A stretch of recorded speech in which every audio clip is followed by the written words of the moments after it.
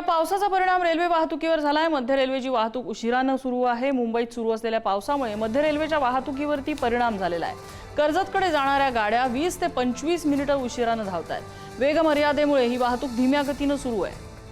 Dhananjay Dalvi update देत आहेत। धनंजय, आपण जर पाहिलं तर सध्या मुंबई आणि उपनगरामध्ये आपल्याला पावसाच्या सरी बरसताना पाहायला मिळतात आणि अशामध्ये गेल्या 2 ते 3 तासापासून बरसणाऱ्या या पावसामुळे आणि अनेक ठिकाणी बरसणाऱ्या मुसळधार पावसामुळे वेग मर्यादा ही रेल्वेवर लागू होते आणि त्यामुळे मध्य रेल्वेची वाहतूक जी आहे ती सध्या 10 ते 15 मिनिटं उशिराने असलेली आपल्याला पाहायला मिळते।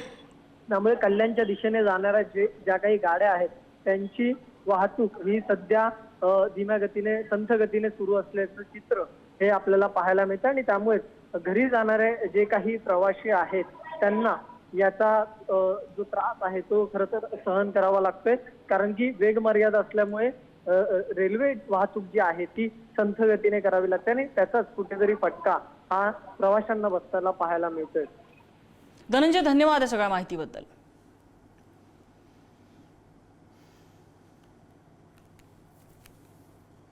Thank you.